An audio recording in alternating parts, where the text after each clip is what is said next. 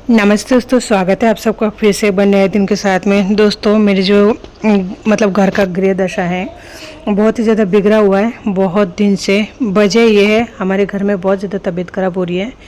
पहले तो बच्चे का हो ही रहा था, उसके बाद में फिर मेरा हुआ, अभी भी बच्चों का लगातार है।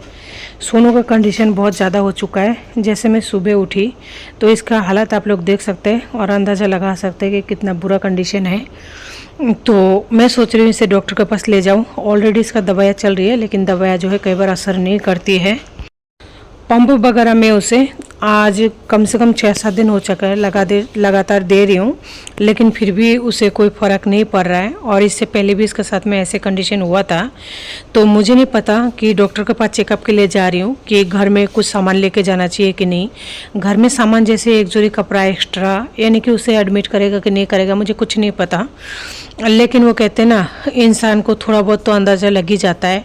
मेरा मन ऐसे बोल रहा था कि है ना मैं मोबाइल के चार्जर को ले लूँ, ऐसा मन कह रहा था। और है ना छोटू को बिस्किट खिला के उसको दूध दे दूँ क्योंकि उसे भूख लगती है।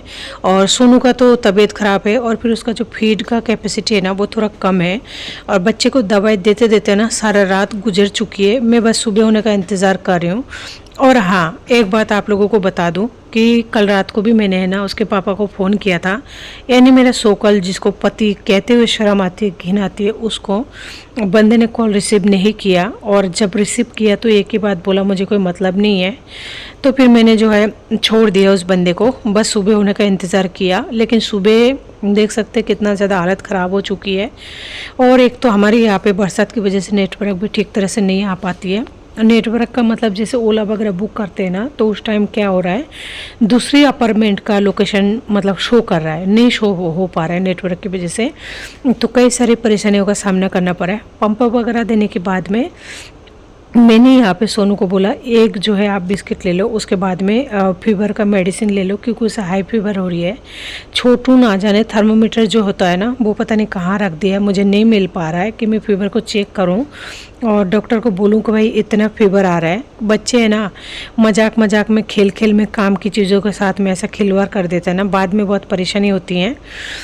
तो मुझे नहीं मिला था थर्मोमीटर, लेकिन मैंने उसे कहा कि एक बिस्किट खा लो। सच कहूँ आप लोगों से, बच्चे ने बिस्किट नहीं खा पाया था और मैंने पानी के साथ में उसे जैसे दवाई दे दिया था तो उसने दवाई उल्टी कर दिया था।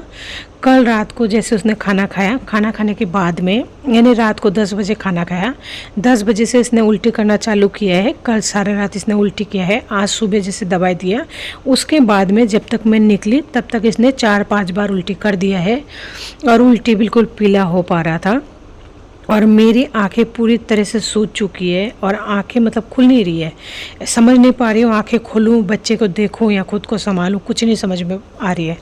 और यहाँ पे मेरी भी जो तबीयत है ना वो भी बहुत ज़्यादा ख़राब है। बच्चे ने बिल्कुल ही बिस्किट नहीं खाया था और सुबह 4 बजे खाना बन नहीं पाती है, बहुत ज़्यादा टाइम लगता है। पूरे रात जगने के बाद में ना सूध बूध खो बैठती हूँ।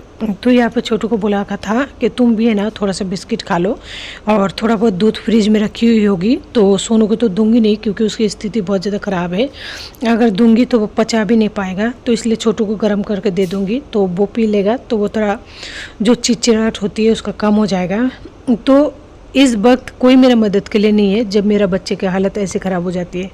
इससे पहले भी हुआ था, तो फिर कब आता है इंसान काम में मुझे नहीं समझ में आता है, मतलब सच में नहीं समझ पाती हूँ। तो फिर इंसान रिश्तेदार, परिवार, घर बार, पति या फिर बाप, सोकल कब आता है काम में नहीं समझ में आता है। मैं बस सच कहूँ ना तो भगवान से ये प्रार्थना करती हूँ कि भगवान उसने मुझे चीट किया है, भगवान उसे भी जिसके लिए चीट किया है ना मुझे, वो उसके साथ में चीट करे और मेरे बच्चे बड़े हो जाए, मैं काम कर लूँगी। नहीं मुझे किसी से ताल्लुकात रखने की ज़रूरत है, ऐसे आदमियों से जो कि बच्चा इतना ज़्यादा परेशान है तब भी वो नहीं आ सकता है। मैंने कॉल भी कर दिया लेकिन रिसीव नहीं किया, रिसीव किया तो मुझे वही बात है कि मुझे कोई मतलब नहीं है। एक ही बात को पता नहीं कितनी बार रिपीट करता है और उस बंदे को शर्म भी नहीं आता है। तो देख सकते हैं मेरे बाबू का हालत कितना ज़्यादा ख़राब है। मुझे नहीं पता सिंगल मॉम लोग किसको कहते हैं, लेकिन मेरी जो हालत है ना इसको देखते हुए मुझे नहीं समझ में आता है कि मैं कौन सी कैटेगरी में आती हूँ। जैसे मैं रसोई में आई ना पूरे रात पता नहीं कैसे पानी लीक हुआ, भगवान जाने। और रूम में है ना केचुए भर गया। पक्का मकान है, सब कुछ है, लेकिन पूरे घर में है ना केचुए भर गया। लेकिन है ना अब मुझ में इतना हिम्मत नहीं है कि मैं अब केचुओं को साफ़ करूं, क्योंकि मुझे जाना होगा हॉस्पिटल के लिए। घर का कामों को मैं ऐसे छोड़ जाऊंगी, ना तो बर्तन करूंगी, ना खाना हो पाएगा, ना कोई और काम। क्योंकि इन सबको अगर मैं मतलब सही करने लगूंगी ना, तो फिर मेरे बच्चे का तबीयत और ज़्यादा बिगड़ जाएगा। और ऐसा ना हो पिछले बार की तरह जो है मुझे ऑक्सीजन बच्चों को लगाना पड़े, और मैं ऐसा गलती कभी नहीं करूँगी। देख सकते हैं पूरा घर में पानी भर चुका है, पता नहीं कैसे ये हुआ है। कहते हैं ना कंगाली में आटा गिला, तो ये चीज़ तो मेरे साथ में हमेशा से होती है, तो इसलिए अब कोई फ़र्क नहीं पड़ता है।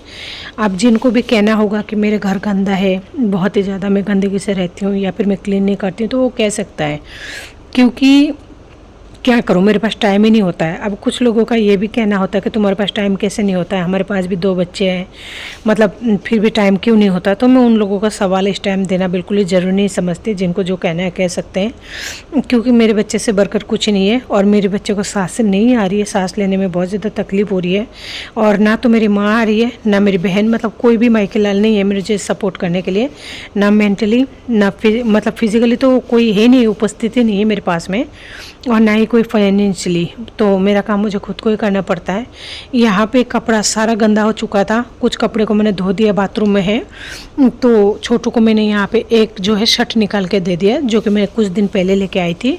ये नया शर्ट है, अटैची में रख रखी थी। मैं सोचा था सर्दियों के दिनों में बच्चा पहन लेगा, फूल आस्तीन का कपड़ा है इसलिए, लेकिन पता नहीं भगवान का क्या मर्जी था, अभी निकाल दिया। बच्चा बहुत खुश है छोटू, क्योंकि उसे नया कपड़ा मिल गया है। इसे पहचान है नए कपड़े का, इसलिए। बाकी सोनू को अगर पुराना कपड़ा भी धोके दे दूंगी ना प्रेस करके, तो भी उसे कोई फ़र्क नहीं पड़ता, या फिर बिना प्रेस के भी दे दो तो कोई फ़र्क नहीं पड़ता। वो ऐसे पहन लेता है और ऐसे खुश रहता है, उसे का मतलब नहीं है। लेकिन छोटू को बहुत ज़्यादा फ़र्क पड़ता है, वो बहुत ज़्यादा खुश हो जाता है। फाइनली हम लोग तैयार हो गए। मैंने चार्जर ले लिया है घर से, और कुछ भी नहीं लिया है, बस चार्जर लिया है। और बर्तन वगैरह आप लोगों ने देखा ऐसा ही है। और बच्चे का तबीयत आप लोग देख सकते हैं, चल कर नहीं जा सकता, इतना बुरी हालत हो रही है। मैंने यहाँ पे ऑटो बुक किया है, तो ऑटो में बैठ के हम घर से निकल चुके थे। आप लोग शायद कोई ये बोल सकता है कि सोनू को बीच में ले लिया, छोटू को साइड में। हाँ, क्योंकि ये है ना बैठ नहीं पा रहा है, इसका स्थिति बहुत ज़्यादा ख़राब है, सांस लेने में इसको तकलीफ़ हो रही है। अस्थमा का जो प्रॉब्लम है ना, इसे आ चुकी है इस वजह से। तो मैं चाहती हूँ वो मेरे पास रहे, और कहते हैं ना माँ के साथ रहने से थोड़ा बहुत फ़र्क पड़ता है, तो सच में फ़र्क पड़ता है। इस वजह से मैं उसे अपने पास रख रखी हूँ, और बच्चा मेरे लिए दोनों बराबर है। लेकिन मैं अगर कहूँ तो आज भी मेरा प्यार जो है सोनू की तरफ ही ज़्यादा होता है, क्योंकि वो बीमार ज़्यादा रहता है इसलिए। तो सोनू मुझे बोल रहा था, मुझे हॉस्पिटल क्यों लेके जा रहे हो, मुझे हॉस्पिटल नहीं जाना, मुझे स्कूल जाना है। क्योंकि मैडम ने बोला था, यानी टीचर्स डे के लिए मैडम ने उसको बोला था कि मतलब कुछ भी तैयारी करके आना है या फिर कुछ। तो इस वजह से बोल रहा है मुझे ना कुछ कुछ बनाना है, और मुझे टीचर्स डे जो है वो विश करना है मैडम को। तो मुझे नहीं जाना हॉस्पिटल, मुझे स्कूल जाना है। लेकिन उस बच्चे को ये नहीं पता कि उसका तबीयत बहुत ज़्यादा ख़राब हो चुकी है, और 24 घंटा हो चुका है, बंदे ने अभी तक कुछ नहीं खाया है, यानी एक निवाला जिसको बोलते हैं ना, वो नहीं निकला है। मैं आप लोगों को ये तो नहीं दिखा पाऊंगी कि बच्चे ने कितना उल्टी किया है, क्योंकि उल्टी अगर कोई भी इंसान देखेंगे ना, स्वाभाविक सी बात है उसका भी जीव खराब हो जाएगा, या फिर उसे अच्छा नहीं लगेगा। इसलिए फिर मैंने जो है उल्टी का एक भी वीडियो आप लोगों के साथ में शो नहीं किया है। बाकी बच्चे जो है कल रात से ही, मतलब रात को 10 बजे के बाद में से सारे रात उल्टी किया है, आज मॉर्निंग में सारे मॉर्निंग उल्टी किया है।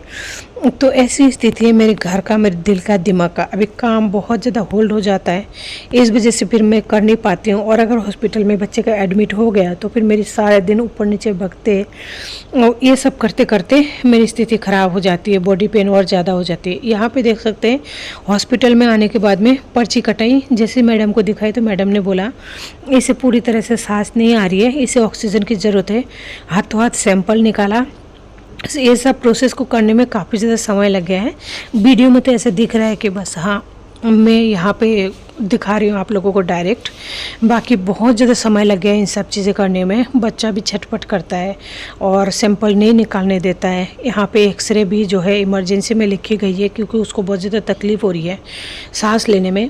तो बहुत सारे प्रोसेस से गुजरने के बाद में ये सैंपल जो है मेरे हाथ में आई है, और ये बाबू का खून है। और देख सकते हैं यहाँ पे पता नहीं क्या क्या लिख रखा है, मुझे इतना तो नहीं पता। कुछ मेडिसिन दी है जो मुझे लेके आना है। और छोटू बेचारा हमेशा से पीसता रहता है, क्या करूँ, मुझे उसके लिए बहुत ज़्यादा दुख है, दया आती है, लेकिन मेरे पास है ना कोई रास्ता नहीं है। बस भगवान है मेरे साथ में और भगवान से प्रार्थना करती हूँ कि भगवान मेरे बच्चों को और मेरी छोटे से फैमिली को, छोटे से फैमिली का मतलब मैं और मेरे दोनों बच्चों को सुरक्षित रखे, सेफ रखे। और आप लोग जो है मेरे बच्चे के लिए प्रे करना, वो जल्दी से सही हो जाए। उसकी तबीयत बहुत ज़्यादा ख़राब है। आज है शुक्रवार का दिन, सुबह की 8:30-9 बजे जो है बाबू एडमिट हो चुका है। तो आप लोगों से यही कहूँगी कि हाथ जोड़ के विनती करती हूँ, मेरे बेटे के लिए ज़रूर प्रार्थना करना, ताकि वो जल्दी से मतलब सही हो जाए, स्वस्थ हो जाए, उसकी तकलीफ़ कम हो जाए और हम वापस से घर लौट जाए। इस साल कम से कम उसका पढ़ाई ख़राब ना हो। 2 साल ऑलरेडी उसका तबीयत की वजह से पढ़ाई जो है ख़राब हो चुकी है। तो मैं और नहीं चाहती हूँ, बस आप लोगों का दुआ और प्यार और सपोर्ट की ज़रूरत है मुझे मेंटली, क्योंकि मेरी इस दुनिया में कोई भी नहीं है आप लोगों के सिवाय। आप लोगों पर मैं बहुत ज़्यादा भरोसा करती हूँ, उम्मीद करती हूँ, अपना फैमिली मानती हूँ। आप लोग जितने भी यूट्यूब फैमिली है, मेरी माँ बाप भाई बहन, यानी मेरा पूरा दुनिया है। बस आप लोगों के साथ मैं सारी बातें वगैरह शेयर करती हूँ अपना फैमिली समझकर। आप लोग मेरा फैमिली है, तो मेरे बेटे के लिए ज़रूर दुआ कीजिएगा कि मेरे बेटा जल्दी स्वस्थ हो जाए। और मेरे बेटे के माथे पे ना तो बाप है, ना कोई फैमिली है, ना मेरे माथे पे कोई है, आप लोगों की सेवाएं। और मुझे यकीन है आप लोग ज़रूर प्रे करेंगे मेरे बेटे के लिए। तो सभी को दिल से बहुत बहुत धन्यवाद।